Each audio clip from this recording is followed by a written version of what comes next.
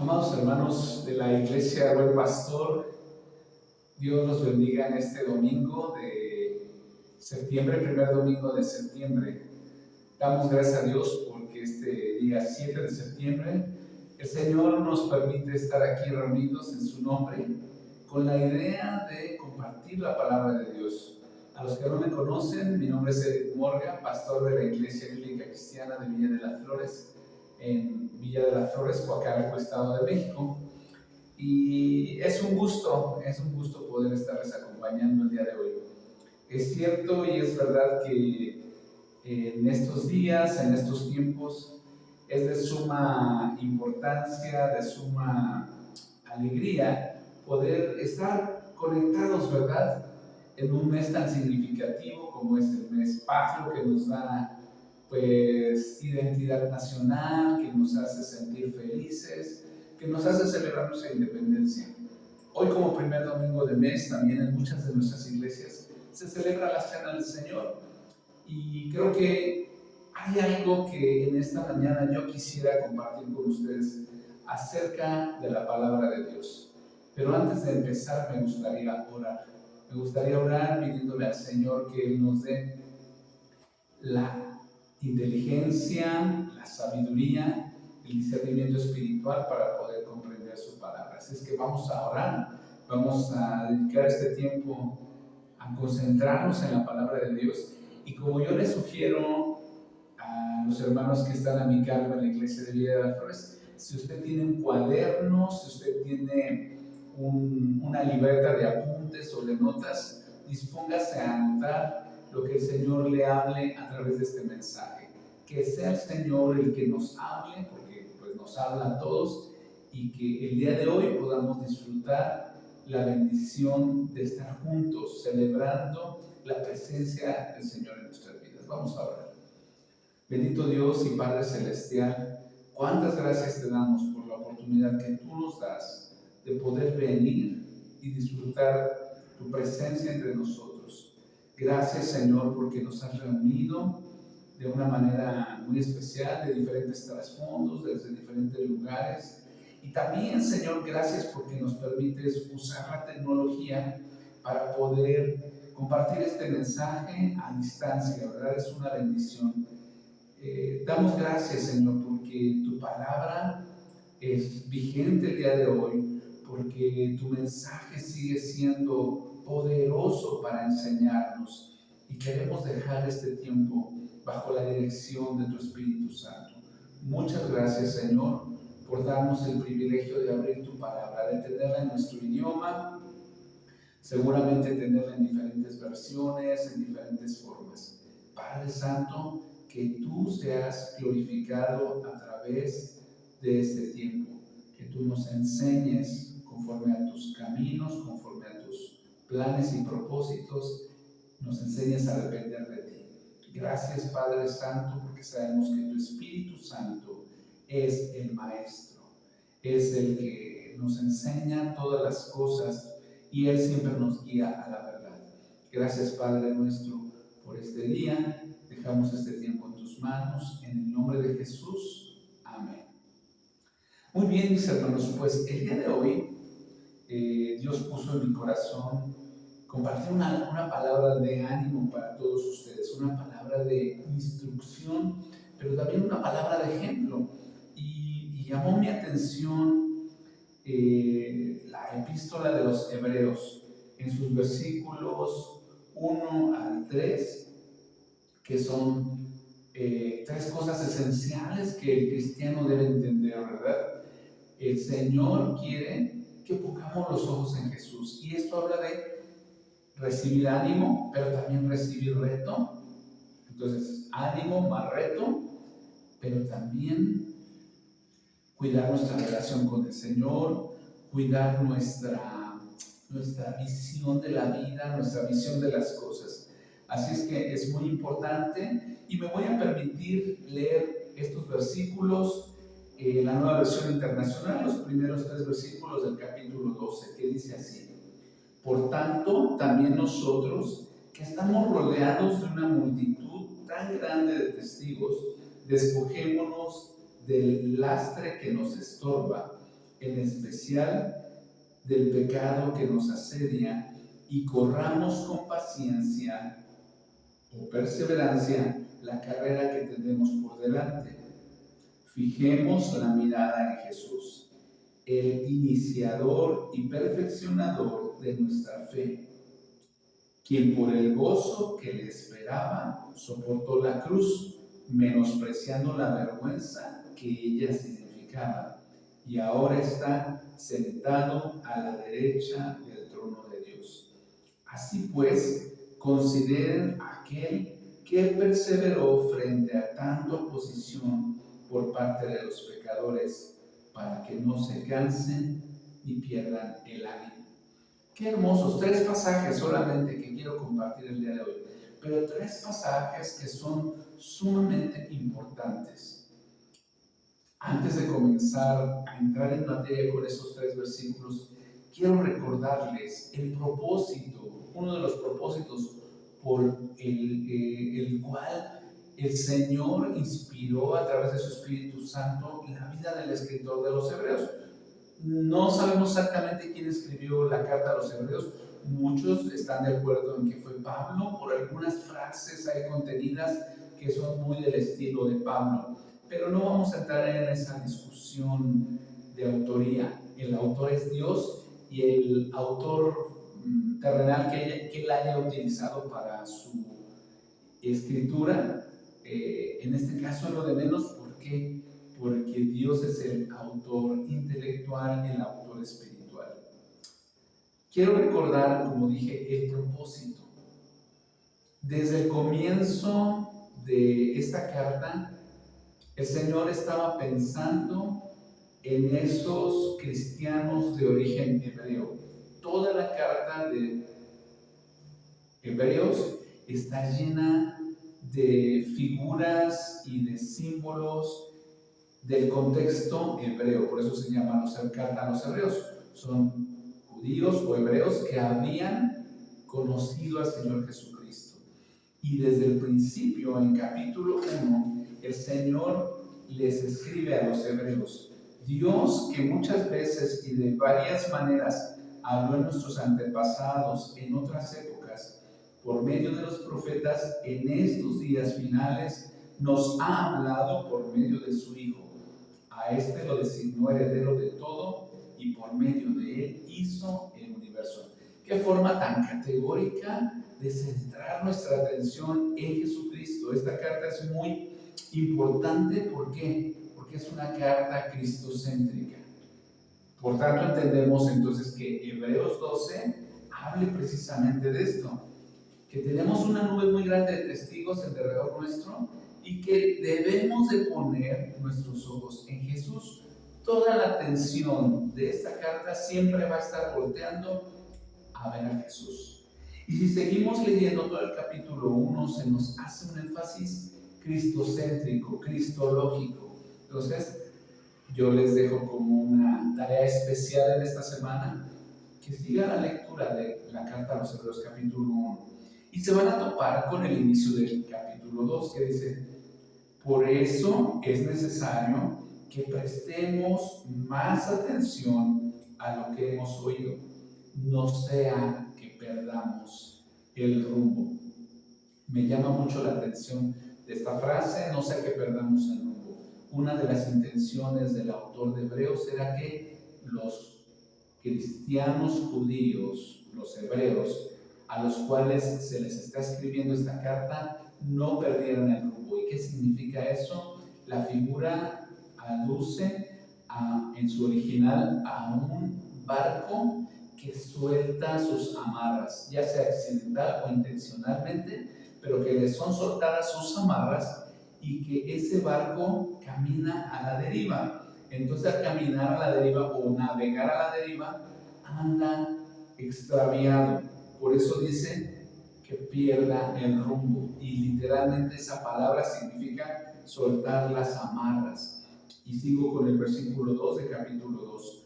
Porque si el mensaje anunciado por los ángeles tuvo validez, y toda transgresión y desobediencia recibió su justo castigo, ¿cómo escaparemos nosotros si descuidamos una salvación tan grande. Esta salvación fue anunciada primeramente por el Señor y los que la oyeron nos la confirmaron. Entonces la intención también importante del autor de Hebreos es la madurez de los cristianos, ¿verdad? ¿Por qué? Porque cualquiera de los cristianos que estamos el día de hoy integrando la iglesia del Señor Jesucristo en cualquier iglesia local y dentro del contexto de la iglesia universal, podemos pasar por tiempos de que se suelten nuestras amarras, de que podamos andar a la deriva, navegando en aguas peligrosas. No importa si eres nuevo creyente, no importa si tienes como un servidor más de 40 años en el Evangelio, no importa si eres un cristiano de varias generaciones, no importa si eres hijo de pastor, no importa si eres pastor, si eres diácono, si eres líder, si eres misionero, lo que sea. Tenemos todos que cuidar nuestra salvación. No está hablando de perderla, está hablando de cuidarla. Tenemos que tener cuidado. Y creo que la instrucción de Hebreos 12, del 1 al 3, nos da los suficientes elementos, nos da las suficientes herramientas para que podamos cuidar de esa salvación de una manera integral, tanto teológica, pero también como práctica. Entonces, vamos a entrar en materia. ¿Qué les parece? En los versículos 1 y 2 de Hebreos 12 se nos dan instrucciones específicas. Dice, por tanto es una frase de continuidad, es una conjunción de causa y efecto. Hay algo anterior que está produciendo este escrito. Por tanto, entonces hay algo antes, ahorita vamos a ver qué es eso antes.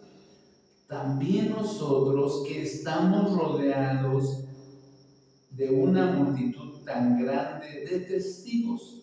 Entonces, este pasaje, muchos de los autores piensan que está conectado. Primer versículo de Hebreos 12, capítulo 1, está conectado con los versículos, 39 versículos del capítulo 11, que hablan acerca de los héroes de la fe. Es muy importante que tengamos esto presente, que los héroes de la fe es el contexto del capítulo 1 de Hebreos 12. Bueno, por la fe, vemos ahí que esta grande nube de testigos. ¿Quiénes son estos testigos? Por ejemplo, ¿a quién les viene a la mente? Seguramente Abel, dice el versículo 4, ¿verdad? Pero antes de Abel, por la fe entendemos que el mundo fue creado por la palabra de Dios. Versículo 4, por la fe Abel ofreció a Dios un sacrificio más aceptable. ¿Ok? Versículo 5, por la fe Enoc fue sacado de este mundo sin experimentar la muerte. Enoc, ¿verdad? Un misterio para muchos de nosotros. Además de Enoc, se nos da aquí un paréntesis en 11.6 de Hebreos, porque sin fe es imposible agradar a Dios, ya que cualquiera que se acerca a Dios tiene que creer que Él existe y que recompensa a quienes lo buscan. Y si vamos al primer versículo de Hebreos 11, dice, es pues, repítanlo, es pues la fe, la certeza de lo que se espera, la convicción de lo que no se ve. Hebreos 11.1 dice en la Nueva Versión Internacional, ahora pues la fe es la garantía de lo que se espera, la certeza de lo que no se ve. Entonces vamos ahí a continuar con los héroes de la fe. Versículo 8, por la fe a Abraham. Abraham es un hombre importante en este capítulo. Y a pesar de que ya era viejo, según el versículo 11 dice, a pesar de su avanzada edad y de que Sara misma era estéril, recibió fuerza para tener hijos porque consideró fiel al que le había hecho la promesa. Entonces, Abraham es un hombre de fe, ¿ok? Y todos sus descendientes, ¿verdad? Entonces, ahí vamos viendo a Abraham, y después de Abraham, Isaac en el versículo 20, y luego de Isaac Jacob, y luego Esaú, ¿ok? Entonces Jacob dice, cuando estaba a punto de morir, versículo 21, a cada uno de los hijos de José bendijo y adoró apoyándose en la punta de su bastón. También José, versículo 22, versículo 23, por la fe Moisés, ahí toma varios versículos para explicar sobre Moisés, ¿ok? Y es una buena parte de la segunda mitad del capítulo 11. Después habla de otros más, ¿verdad? Habla de Josué, ¿okay? Que el pueblo entró en tierra seca, habla de las murallas de Jericó, habla de la prostituta Rahab, que no murió, y dice el versículo 32, ¿qué más voy a decir? Me faltaría tiempo para hablar de Gedeón, Barak, Sansón, Jefté, David, Samuel y los profetas, los cuales por la fe conquistaron reinos, hicieron justicia y alcanzaron lo prometido, cerraron bocas de los leones, apagaron la furia de las llamas y escaparon del filo de la espada. Sacaron fuerzas de flaqueza, se mostraron valientes en la guerra y pusieron en fuga a ejércitos extranjeros. Hubo mujeres que por la resurrección recobraron a sus muertos, hubo otros en cambio que fueron muertos a golpes, pues para alcanzar una mejor resurrección no aceptaron que los pusieran en libertad. Otros sufrieron las pruebas de burlas y azotes e incluso cadenas y cárceles. Fueron apedreados, aserrados por la mitad, asesinados a filo de espada. Anduvieron fugitivos de aquí para allá, cubiertos con pieles de oveja y de cabra, pasando necesidades, afligidos y maltratados. El mundo no merecía gente así. Anduvieron sin rumbo por desiertos y montañas, por cuevas y cavernas. Aunque todos obtuvieron un testimonio favorable mediante la fe, ninguno de ellos vio el cumplimiento de la promesa. Esto sucedió para que ellos no llegaran a la meta sin nosotros, pues Dios nos había preparado algo mejor. Esa es la nube de testigos del versículo 12. Estamos rodeados de una gran nube de testigos. Todos estos que se mencionan en el capítulo 11 son esa gran nube de testigos, esa multitud, como dice esta versión, multitud de testigos. Pero ya que tenemos esa multitud de testigos, ¿cuál es el propósito de que se nos haga referencia? Aquí vemos múltiples ejemplos de este capítulo 11 que deben de ayudarnos a no olvidar que el autor quiere que nos despojemos. Primer verbo imperativo, despojémonos. Y este primer punto tiene que ver que nos quitemos de ese lastre, de ese peso que nos estorba.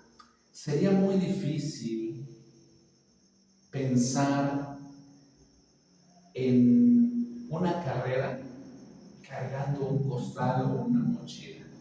Entonces, cuando el autor de Hebreos hace un recuento de estos héroes de la fe, está tratando de animar a los creyentes que están recibiendo esta carta a enfrentar sus dificultades con la misma fuerza espiritual que había caracterizado a los antepasados que son enlistados en el versículo 11.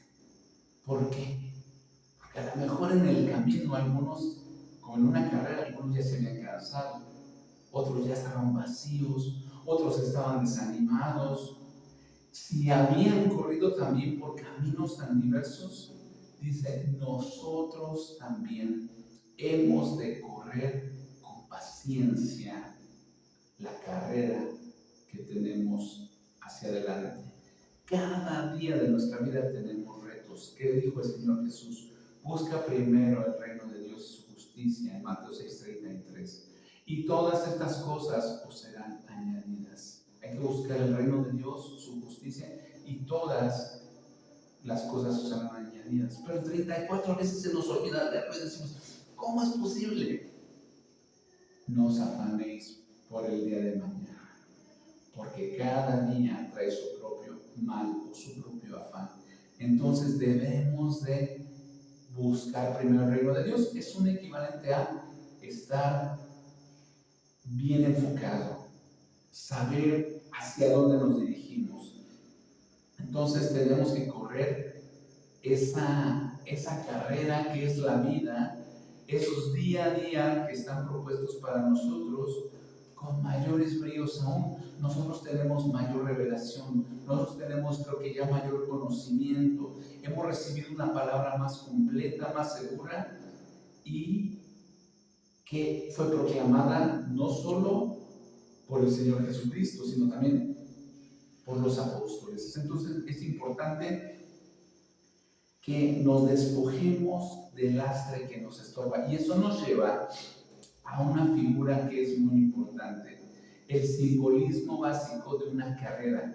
No las carreras de hoy donde vemos corredores con unos tenis que son llamados spikes, que se adhieren al tartán, a esta superficie semi-rígida, semi-suave, y que corren a velocidades que yo creo que muchos no pensaron que el hombre iba a poder desarrollar, y que por las técnicas de desarrollo muscular, de vestimenta, de técnicas de posición, aparte por la genética, por la alimentación y muchas otras cosas, se busca que los corredores corran, pero lo más veloces posibles. Ahora, creo que lo que está pensando el autor de Hebreos no era una carrera explosiva de menos de 10 segundos, como ahora se corren los 100 metros planos, sino más bien yo creo que estaba pensando en una carrera como el maratón, 42.1 o 0.2 kilómetros.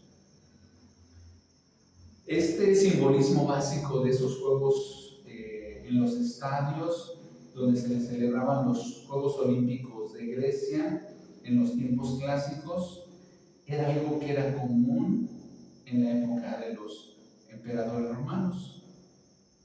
Y pareciera que el autor de los Hebreos está viendo a los atletas en los tiempos antiguos correr. Así pareciera que está haciendo una remembranza de que está viendo a los antiguos héroes de la fe luchar por mantener esa fe, esa fidelidad, esa convicción, esa certeza.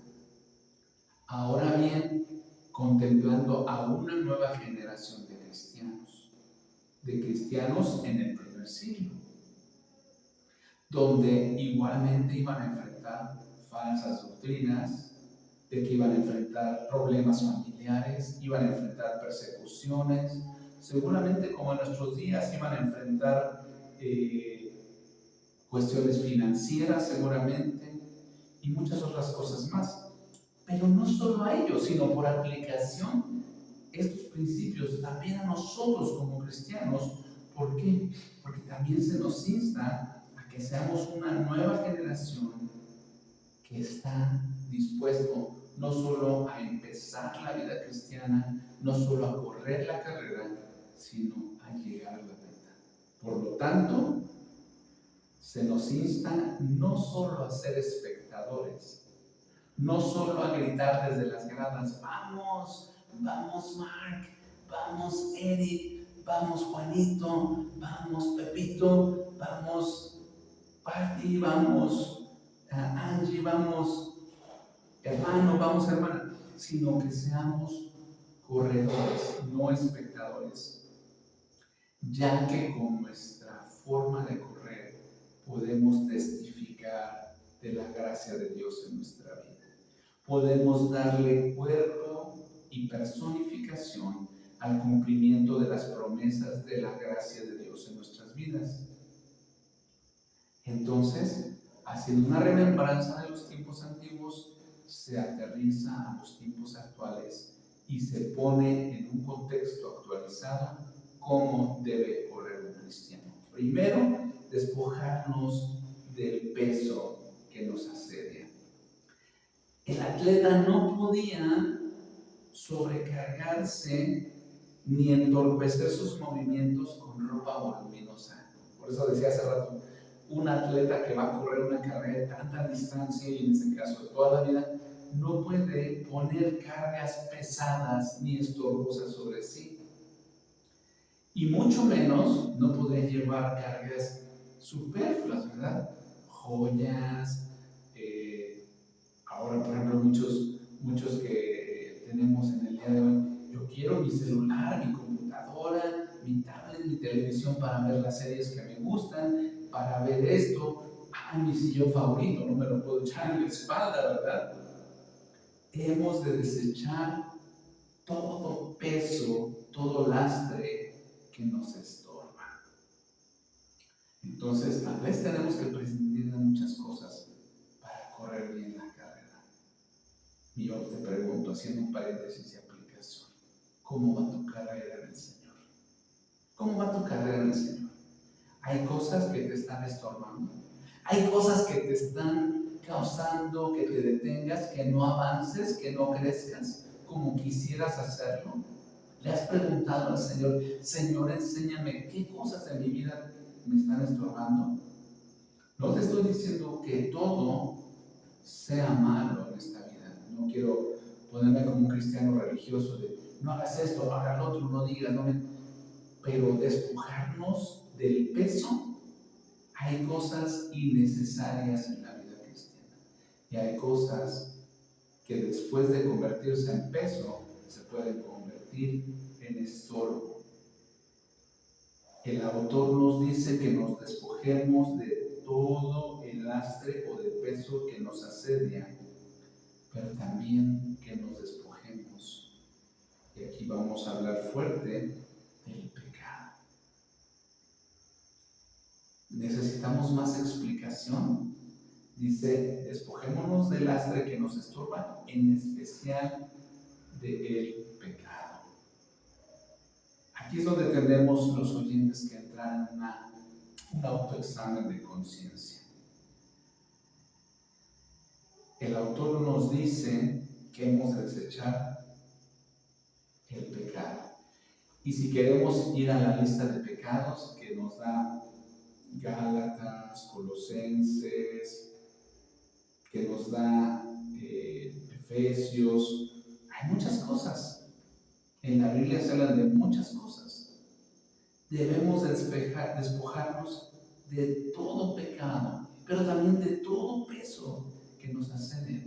Batallas con las malas palabras, con los malos pensamientos, con el doble sentido.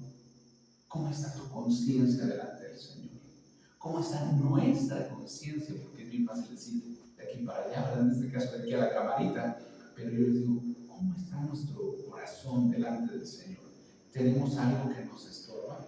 Yo te quiero animar a que busques esta semana en las listas de pecados que te he mencionado ahí, en 1 Timoteo, en Efesios, en Gálatas, porque cuando habla, por ejemplo, Gálatas capítulo 5, de 15 y 16, habla de que los deseos de la carne batallan contra el espíritu y los del espíritu con la carne, y estos se oponen entre sí. Y ahí está en el contexto una lista de pecados, ¿verdad?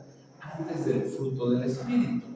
Entonces, antes del 22 y 23. Entonces, es bueno meterse tantito a leer eso, ¿verdad? Y decir, ok, a lo mejor aquí hay algunos pecados que me están tropezando. Acuérdate que en las cartas hay pecados de índole material. Hay cosas que nos seducen, ¿verdad? Lo material, los deseos de los ojos, los deseos de la carne, los deseos de la vista, ¿verdad? Lo que el mundo nos ofrece, lo que brilla, lo que nos deslumbra. Pero también hay pecados religiosos, la idolatría, cualquier cosa que ocupa el lugar de Dios. La hechicería, y algunos dicen, yo no practico hechicería. Muchos de nosotros hemos permitido ciertas cosas pecaminosas y abrimos la puerta, la rendija para que el enemigo se meta, ¿verdad? Cuestiones de tipo cultico. Un ejemplo, voy a tocar algo muy vigente. En estos días se hizo el nombramiento de los magistrados que van a dirigir la justicia en el país.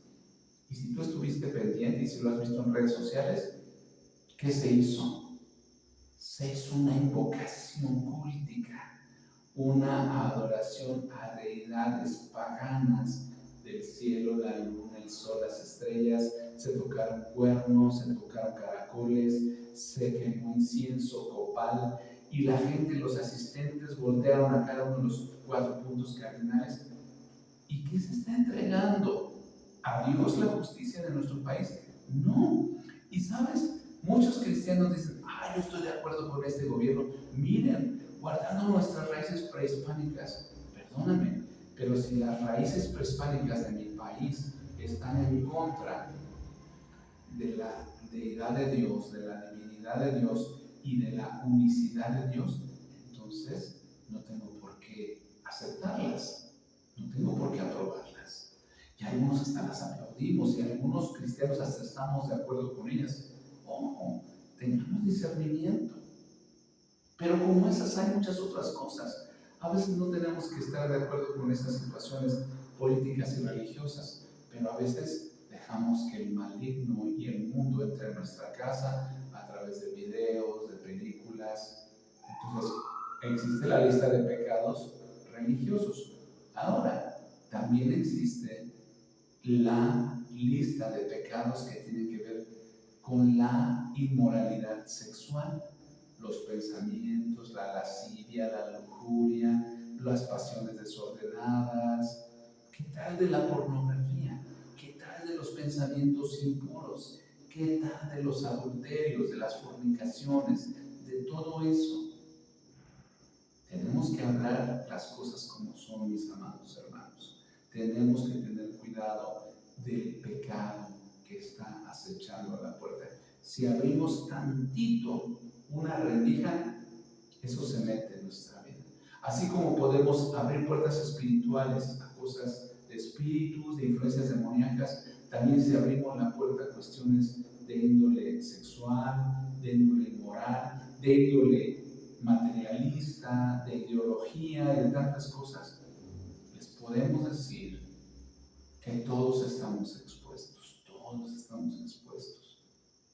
Entonces, continuamos con la idea del corredor. El corredor no puede dar lugar a cargar peso innecesario en la carrera, pero tampoco como cristianos podemos cargar con pecado que nos castiga. El pecado nos hace que nos asedie, que nos castigue. ¿Y qué es lo que sí debemos hacer? Corramos con paciencia la carrera que tenemos por delante. Yo no sé cuántos años yo voy a vivir. Tengo 54 años. Si Dios permite, en diciembre cumpliré 55. No sé cuántos años tienes tú. Cuando tenía tal vez 15, 20 años, yo decía, todavía me queda una vida muy larga, pensando en que yo iba a vivir 80, 90 o tal vez más años. Pero sabes, ya no estoy tan joven. Ya viví más de la mitad del promedio de la vida. Yo no sé si voy a vivir 70, 80 o 90. También tiene que ver el cuidado que le doy a mi cuerpo y los designios de Dios, obviamente. Pero ¿cómo quiero correr? ¿Cómo quiero correr la carrera? El segundo versículo de este capítulo nos dice: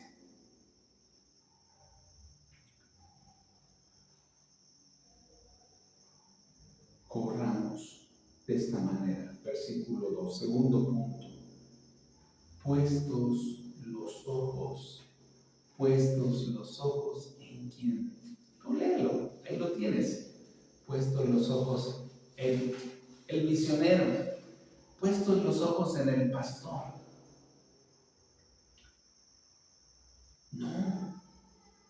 No, sigamos a Dios, puestos los ojos en Jesús.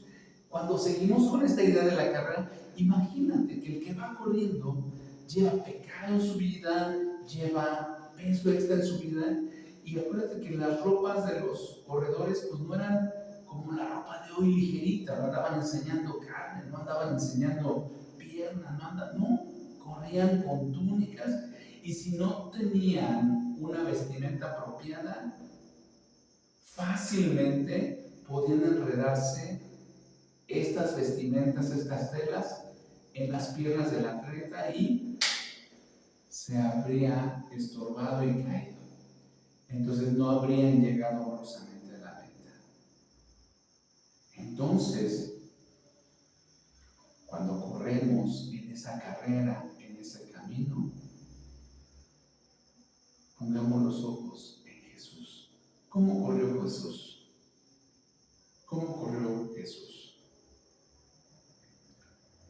Más importante que la nube de testigos de Hebreos 11, del 1 al 39, es aquel que es el mayor ejemplo que ellos mismos, el mayor ejemplo de obediencia, el mayor ejemplo de virtud, el mayor ejemplo que tenemos ante nosotros. No es ningún otro ser humano, sino el Dios hombre que se llama Jesucristo. Y la Biblia le llama que es el autor y consumador de la fe. Puestos los ojos en Jesús, el autor y consumador de la fe. Como dice la Nueva Versión Internacional, pongamos la mirada en Jesús, fijemos la mirada en Jesús, el iniciador y perfeccionador de nuestra fe. Entonces, Jesús es el principio y es el final, es el alfa y el omega. Cuando vamos a estas dos palabras, que es el autor y el consumador de la fe, podemos recorrer todo el Antiguo y el Nuevo Testamento y ver a Jesús en cada uno de los libros de la vida, de la Biblia. Hemos de fijar la vista constantemente en aquel que nos abrió el camino en el hondo valle del dolor del pecado y de la muerte para poder llegar a la meta. En su caso, que ahora está sentado él a la diestra de Dios.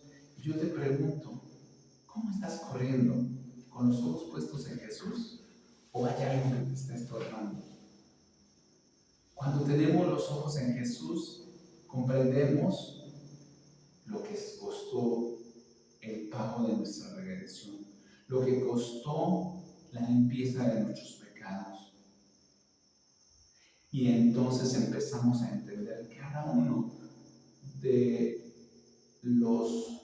cada una de las descripciones de estos versículos, porque dice ahí que además de ser el autor o el iniciador y consumador de la fe, dice que tuvo gozo al momento de morir. Literalmente la frase, el cual por el gozo que fue puesto delante de él, sufrió la cruz, soportó la cruz. ¿Y qué quiero decir con esto? Que nosotros como discípulos de Jesús estamos invitados a tomar nuestra cruz. Dice ahí el Señor Jesucristo, si alguno quiere venir en pos de mí, que tome su cruz cada día, que se niegue a sí mismo y que me siga. El autor de la palabra de Dios, el Espíritu Santo, nos ayuda a ver a Jesús desde una perspectiva capaz de ser imitado, donde si Él aceptó con gozo el castigo que le había sido designado, no está hablando de un masoquismo, no está hablando de decir, ay, cómo me encanta el dolor que estoy sufriendo por mis hermanos. No habla de un gozo o de una felicidad momentánea, está hablando de una convicción, de obediencia, de que el Padre está en control de todo lo que me está ocurriendo, no importa las circunstancias que yo esté viviendo. ¿Te acuerdas lo que pidió Jesús en Getsemaní? El gozo que fue puesto delante de Jesús le llevó a orar de la siguiente manera: Padre, si se puede, si es posible, que pase de mí esta copa, pero que no se haga conforme a mi voluntad, sino la tuya. Entonces, este enviado, este Jesús, escogió voluntariamente la angustia infinita de la cruz. Hizo a un lado la vergüenza, menospreció este oprobio, esta vergüenza que conllevaba la muerte más vergonzosa que podía recibir un malhechor. Jesús no era malhechor, Jesús es el eterno Dios hecho hombre. ¿Para qué? Para que nos llevara a ti y a mí a los lugares celestiales. Notemos aquí algo muy interesante. El autor de Hebreos no usa el nombre Cristo, el ungido, usa el nombre humano de Jesús, ya que se nos presenta como el ejemplo de esta carrera agónica. Y este hombre de Nazaret y del Gólgota, y ejemplo para los que seguimos esa senda, es el autor de la fe. ¿Qué es este título de Archegón? Archegón es la palabra, es el guía principal, el que va adelante poniendo el ejemplo, es el capitán para los que siguen la misma senda. Sepamos quién nos conduce, quién va delante de nosotros, quién pudo declarar cuando lo iban a apresar antes de que Abraham fuese: yo soy, yo soy, yo soy el camino, la verdad y la vida, yo soy el pan de vida, yo soy el agua viva, yo soy la luz del mundo, yo soy, yo soy, ese mismo yo soy del Antiguo Testamento que le dijo Dios a Moisés: te presentarás delante de Faraón y le dirás: yo soy, me envía a ti. Ese es el autor de la fe, el que por su palabra el mundo fue creado, el que por el cual el mundo existe y las cosas en él subsisten. Ese también, aparte de ser el autor, es el consumador de la fe, porque por todo su proceso de pasión, muerte y resurrección puede llevar a los que lo siguen a la diestra y a la presencia de Dios. Así como ese ladrón en la cruz, arrepentido, confió en Jesús y le pidió estar en su reino, y Jesús le prometió: sí, aquí te lo digo, que después de que yo entré, tú estarás conmigo en el paraíso. La labor de Jesús todavía sigue vigente, no solo en perdonar pecados, no solo en llevar pecadores a la presencia de Dios, pecadores arrepentidos. Jesús nunca dejará la tarea de Dios inconclusa. Todo va a ser sujetado bajo el estrado de sus pies. Es por eso que es tan importante que nos sujetemos a Dios, para que nosotros, en la autoridad que Jesús nos ha dado, también peleemos la buena batalla. ¿Qué pasa cuando vienen ataques del enemigo? Dios nos ha dado la autoridad para que llevemos cautivo todo pensamiento, toda cosa que se levanta en nombre de Cristo, lo llevemos obediente a la presencia de Cristo. Yo no sé cuál es tu situación, si estás batallando con un hijo, con una hija, si estás batallando con una enfermedad, con una situación espiritual en tu vida, con una situación material, con algo que piensas que Dios ha perdido el control. Y yo te animo y te pido que pongas tus ojos en Jesús, que pongas tus ojos en sus promesas, en su sacrificio. Como estuvo con Moisés, le dijo a Josué: estaré contigo a donde quiera que vayas. Jesús, este autor y consumador de la fe, es el que va delante de ti y de mí. Por eso debemos de poner nuestros ojos en él. Pongamos los ojos en él, amados hermanos, y corramos con gozo, con paciencia esa carrera que tenemos por delante. Ese consumador de la fe nos bendice con su gracia, nos bendice con su misericordia. hemos visto ya que Él no va a dejar inconclusa la tarea de Dios hasta que nos lleve a la presencia misma del Padre. En unas palabras, el apóstol Pablo lo dijo así en Filipenses 1:6, estando persuadido de esto, que el que comenzó en vosotros la buena obra, la perfeccionará hasta el día de Jesucristo. Dios, a través de Jesucristo, dice, las promesas de Dios son en Él, sí y amén. Y por lo cual concuerda con sus títulos, con sus nombres. Él es el autor y consumador de la fe, es el que inicia y el que termina el proceso de fe, el que la cumple. Pero también recuerda que uno de los títulos de Cristo es el alfa y la omega, el principio y el fin.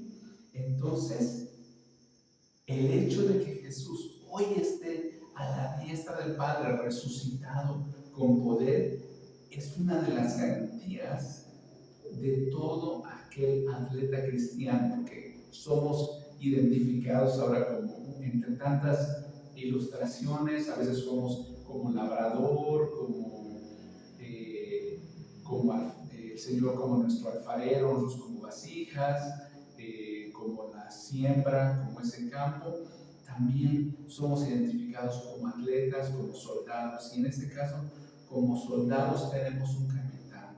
Tenemos que tener esa fe, esa humildad, esa dependencia y esa certeza de que vamos a llegar a la meta.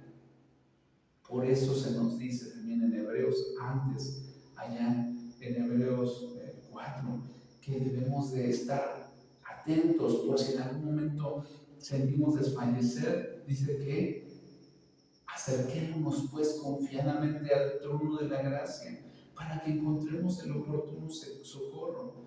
¿Por qué? Porque necesitamos estar siendo nutridos por Jesucristo, por su palabra, por su espíritu, para mantenernos triunfantes, vigentes, activos, dependiendo de Dios, no pasivos, no desguazados, no desanimados, tampoco dependiendo de nuestros esfuerzos, no dependiendo de nuestras propias esperanzas o nuestras expectativas.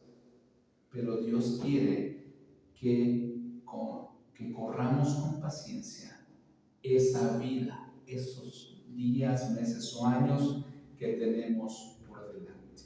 Entonces es muy importante saber que estamos en una vida por venir. ¿Cuánto tiempo? No lo sé. Y ahora se nos lleva al último versículo de esta pequeña porción, al versículo 3. Dice así pues, consideren aquel que perseveró frente a tal oposición de pecadores. ¿Okay? Vamos a ver qué es lo que dice este pasaje. ¿Okay? Este versículo 3. El sufrimiento del creyente es importante que se tenga en consideración, porque dice, así pues consideró aquel que perseveró frente a tanta oposición por parte de los pecadores. Muchos consideran esto como un problema. ¿Por qué han de padecer los hijos de Dios si ya Dios los separó del mundo pecador? No hay nada que nos garantice el no sufrir. ¿Te acuerdas del llamamiento de Pablo?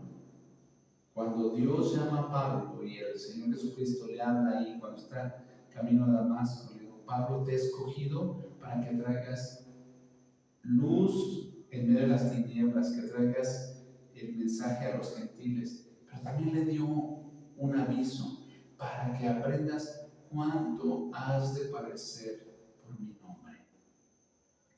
Y yo te digo hoy, hay una cultura hoy en la iglesia cristiana que dice que Dios no permite el sufrimiento en los cristianos, que porque somos príncipes y princesas del rey, nadie nos va a tocar. Eso no es cierto. Estamos como ovejas, somos contados como ovejas de matadero y andamos en peligros todo el tiempo. Pero debemos de saber que nada ni nadie nos podrá separar del amor de Dios que es en Cristo Jesús. Y me encantaría oírles decir amén, ¿Por qué? Porque Dios quiere que en medio de la dificultad, que en medio de la persecución, echemos fuera el temor a través del perfecto amor de Dios, como dice el apóstol Juan en sus cartas. El perfecto amor echa fuera el temor. Que seamos obedientes, que nos vistamos de la armadura de Dios y que sepamos resistir en el día malo contra las acechanzas del diablo. En el Antiguo Testamento vemos un ejemplo muy claro de las acechanzas del diablo. Vemos a Job, ¿verdad? Además de que vemos en varios salmos y en otras varias porciones de la Biblia cuán manifiesto es este problema. En muchas maneras somos atacados, ¿verdad? Pero, ¿sabes? Tanto en el Antiguo Testamento como en el Nuevo Testamento, Dios manifiesta su compañía. Así sí, el pecado produce dolor. Y no nada más por nosotros que somos pecadores, sino también vivimos en un mundo pecaminoso, caído. Y a veces nuestra vida está cerca de cardos, de espinas, que quieren anular la eficacia de la cruz. Y aún dice la palabra de Dios que cuando estamos en la creación, gemimos con esa creación bajo ese pecado. Es un yugo que nos va a acompañar toda la vida. ¿Sabes? No dejamos de ser pecadores por aceptar a Cristo. Si bien en el pecado ya nos enseñorea de nosotros, todavía estamos en el proceso.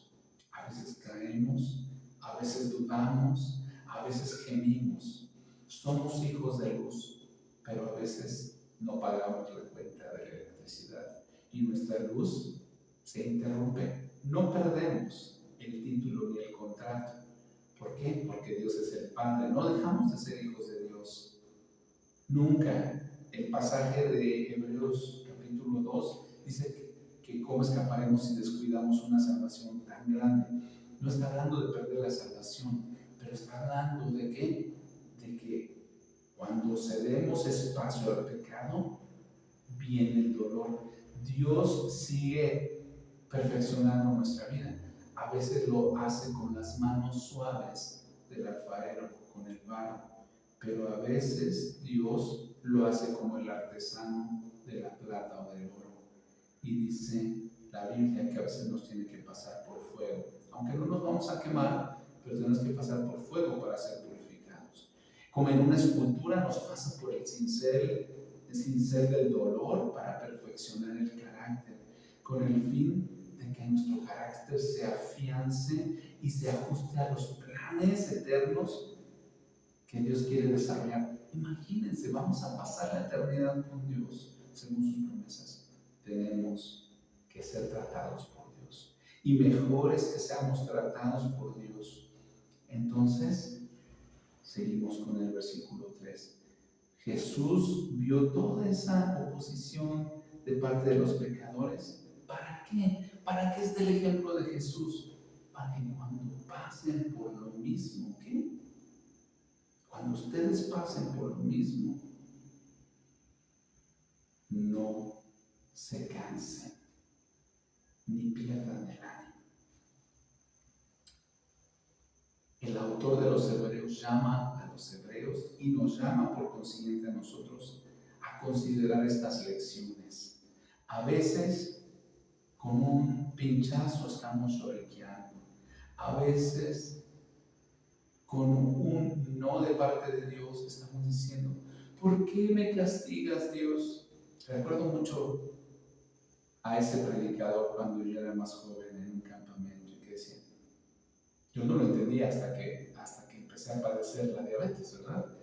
Pero decía, ay Señor, ¿por qué me castigas con esta enfermedad?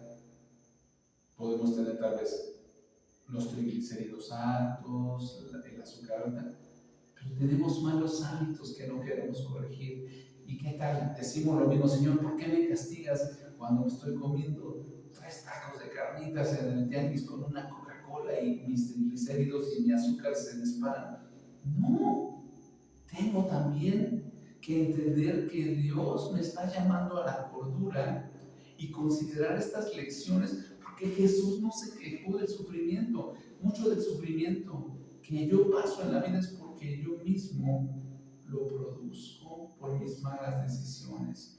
Pero en Jesús, poniendo nuestra vista en Él, vamos a librarnos de tener una actitud extraña, ajena, equivocada. Si no, vamos a entender que los procesos de Dios, el trato de Dios, tiene que ver también con nuestro perfeccionamiento. Tenemos mucho que aprender todavía y a veces tenemos mucho orgullo. Yo lo puedo decir, tengo casi 45 años de cristiano y sigo aprendiendo. ¿Me he equivocado? Sí. ¿He tenido que confesar públicamente mis errores? Sí. ¿He tenido que pedir perdón a hermanos para que no se vayan de la iglesia? Sí. ¿He tenido que reconciliarme con mi esposa, de pedir perdón a mis hijos, de pedir perdón a hermanos? Sí. Dios quiere que vivamos como parte esencial de nuestra vida cristiana en un camino ordenado, una vida sabia de la mano del Padre, pero sobre todo una vida humilde. ¿Qué le dijo Dios al pueblo de Israel en Miqueas? Miqueas 6:8. Esto te pido, el Señor me ha enseñado esto, que es necesario hacer justicia, misericordia y vivir en humildad delante de Él. Dios quiere que nuestro testimonio hable por sí solo, que nuestro testimonio dé palabra de ánimo a los que no conocen a Cristo. Dios todavía cree en nosotros. Dios quiere que nos despojemos y limpiemos de todo lo que venimos arrastrando, ¿verdad? Entonces es importante que regresemos a Jesús, que regresemos a las bases, que cuando estemos ahí pasando por tiempos difíciles, que sepamos aguantar la presión de los pecadores sobre nosotros. Cuando vemos la pasión y la muerte de Jesucristo, todas las cosas que le gritaron, en qué forma el Señor de la gloria dejaba que los pecadores menearan su cabeza, que escupieran, que los soldados romanos le lastimaran el cuerpo, que le azotaran, que se burlaran, que le escupieran el rostro, que le clavaran en esa cruz tan vergonzosa, que le dieran muerte como un criminal. Dice la palabra que el discípulo no es mayor que su Señor. Si al Señor le hicieron todo eso, ¿quiénes somos para decir que nosotros no vamos a pasar por eso? Pero si nos identificamos como siervos fieles delante de Cristo, aceptemos con paciencia, con maravillosa paciencia, y con la gracia de Dios y con la misericordia por la cual hoy amanecimos, aceptemos la tarea. La persecución que estaban padeciendo los hebreos, los receptores de esta carta, era penosa. Vino gran persecución sobre el pueblo de Israel después de un tiempo, después de que el Señor Jesucristo había partido y después de cierto tiempo. Habían perdido bienes, privilegios, habían recibido acusaciones, fueron culpados de ciertas cosas como incendios, destrozos, y fueron privados de la libertad. Sabemos por la historia cristiana temprana, por las anécdotas, que muchos cristianos fueron perseguidos, encarcelados, fueron el alimento de los leones.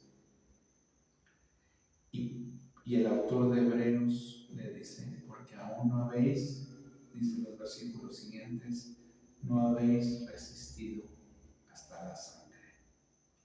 Hoy día vivimos bajo mucha comodidad. Tenemos casas, coches cómodos, lujosos, tenemos tecnología, tenemos el celular, tenemos internet, tenemos inteligencia artificial que nos ayuda en muchas tareas, tenemos robótica, tenemos comunicación inmediata al otro lado del mundo, simultánea con muchas personas en diferentes partes, con diferentes horarios, y todos se conjuntan en una videollamada. Tenemos tantas cosas, pero a veces tenemos tan poca fe. confianza en el Señor. Y yo te quiero animar que hoy renueves tu confianza en el Señor, que aceptes tu asignación, que aceptes tu tarea como hijo de Dios y que pelees la buena batalla, que luches y te esfuerces no por ganar tu salvación, esa no la podemos ganar, esa ya fue otorgada a través de la fe en Jesucristo, pero que perseveres en la santificación, en la obediencia, en la dependencia de la gracia, en la misericordia del Señor. El anhelo de mi corazón, y concluyendo este mensaje, querido hermano, querida hermana, es que tú disfrutes plenamente la presencia de Dios en tu vida. Que tú, en medio de cualquier situación que te esté causando dolor, incomodidad, adversidad, puedas poner los ojos en Jesús. Y si hay algo que te está estorbando para poner los ojos en Jesús, un mal hábito, un peso, un pecado, cualquier cosa que te estorbe, despójate, suelta y confía en el Señor, porque Él está en control. Que Dios les bendiga mucho. Ha sido un honor para mí dirigirme en esta hora a ustedes, ¿verdad? Que Dios los bendiga. Oro que Dios esté bendiciéndoles rica y abundantemente, y envío un saludo a la iglesia del Buen Pastor en Pachuca. Que Dios los bendiga. Vamos a orar. Amado Padre, queremos darte las gracias en esta hora. Gracias por tu cuidado, por tu amor y por tu bendición en la vida de cada uno de mis hermanos, Señor, aquí presentes. Gracias porque en Jesús tenemos al autor y consumador de la fe. Tenemos el ejemplo máximo de amor, de bendición para cada uno de nosotros. Y Padre, si hay alguien el día de hoy que el Señor, tú, en tu Espíritu Santo, está llamando a dejar algo que le estorba en su vida, Señor, es tiempo de dejar a tus pies cualquier hábito, cualquier pensamiento, cualquier actitud, cualquier acción, cualquier cosa, Señor, que esté estorbando su crecimiento espiritual. Señor, yo invito el día de hoy a mis hermanos, porque yo lo he hecho estos días, a dejar en ti, Señor, mis cargas, a venir y confesar, Señor, lo que me adolece, lo que me estorba delante de ti. Pongo en tus manos mi vida y, Padre, pongo a mis hermanos, la vida de mis hermanos en la iglesia, el Buen Pastor de Pachuca, delante de ti, Señor.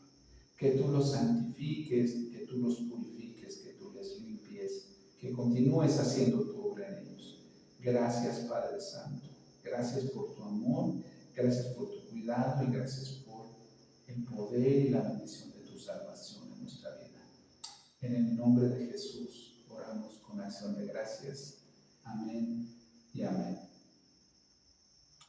Mis hermanos, que Dios los bendiga y ha sido un placer poderme dirigir hacia ustedes. Y gracias por la invitación a estar compartiendo con ustedes este primer domingo del mes. Que Dios los bendiga.